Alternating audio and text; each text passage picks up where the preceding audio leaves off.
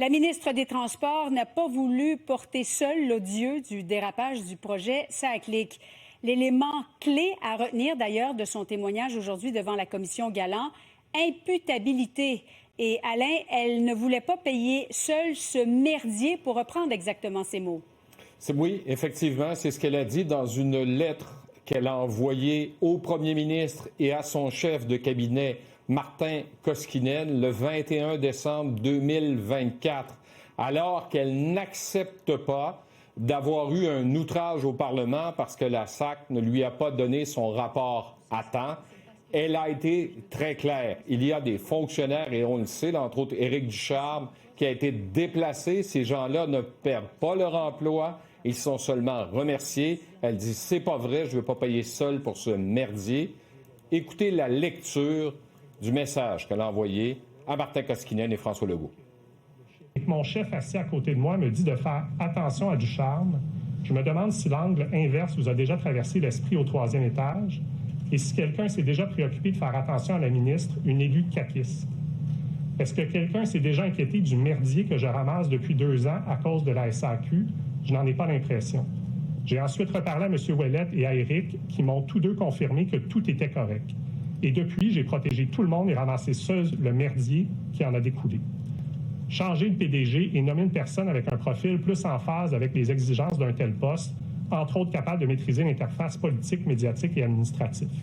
Changer de PCA. Chère Geneviève, je ne vais jamais protéger un fonctionnaire avant toi. Je voulais qu'il sache comment je m'étais sentie, parce que je pense que c'est important. Puis je veux pas garder, j'aime pas ça, les rancunes, les frustrations, tout ça. Je voulais évacuer ça avant Noël. Puis je trouvais que c'était important qu'il le sache, d'une part. Puis d'autre part, je voulais m'assurer, puis c'est pour ça le reste aussi du courriel, parce que c'est le premier ministre. Lui, il n'est pas dans la gestion de la SAC, il n'est pas, je veux dire, il y a beaucoup de choses en tête. Je voulais m'assurer que ce soit clair pour lui et pour son directeur de cabinet qu'il y avait des enjeux majeurs avec le PDG de la SAC et que là, il fallait se pencher sérieusement sur des changements des joueurs clés de la SAC pour que ça aille mieux pour la confiance des Québécois. Moi, je suis toujours avec ça dans ma tête. Et plus tôt, lors d'un interrogatoire serré, Geneviève Guilbeault a été obligée d'admettre, même si elle n'était pas au courant, que dès avril 2023, des documents ont été transmis à son cabinet qui prouvaient qu'il y avait des dépassements de coûts. À quel moment vous avez réalisé que le programme CASA était en dépassement de coûts? Bien, au rapport du VGQ.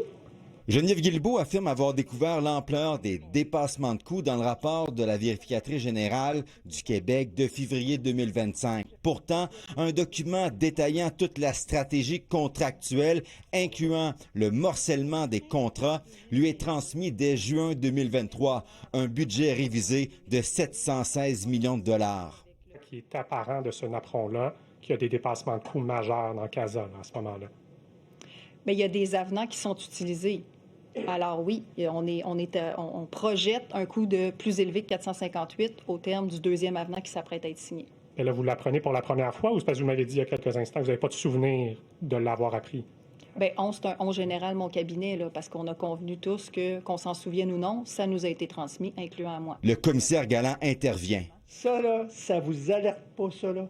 Je pense que la SAC, à ce moment-là, annonce ses couleurs, mais vous ne pouvez pas dire, peut-être que vous n'en avez pas pris connaissance, ça c'est autre chose, mais que la SAC ne vous a pas avisé, forcément, moi j'ai un document.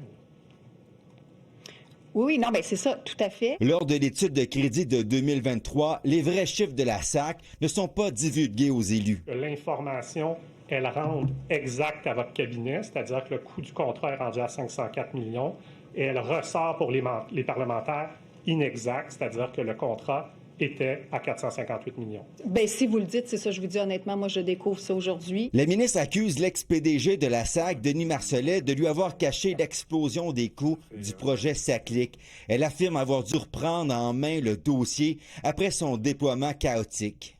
Ils ont volontairement scindé en 3 le montant pour repousser l'obligation de diffuser l'information publiquement. Donc, non seulement c'est parfaitement assumé, mais j'ajouterais impudent. Dès la mise en marche de SACLIC, elle constate le fiasco. C'est le chaos au Québec. Et je suis obligée de faire ta job à ta place. Et là, je disais, Denis, c'est le bordel.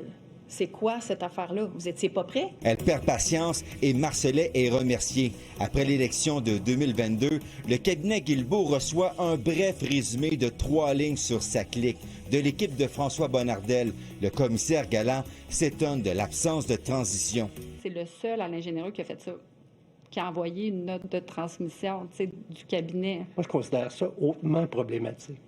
Je le souligne parce qu'effectivement, l'histoire nous aura démontré qu'il y avait de l'information qui aurait dû être transmise. Dans ce cas-là, oui. Puis je pense que c'est important de bien transmettre l'information d'un cabinet à un autre. La commission Galland reprendra la semaine prochaine et on entendra l'ancien ministre Éric Kerr. Kevin Crank-Desmarais, TVA Nouvelles, Montréal.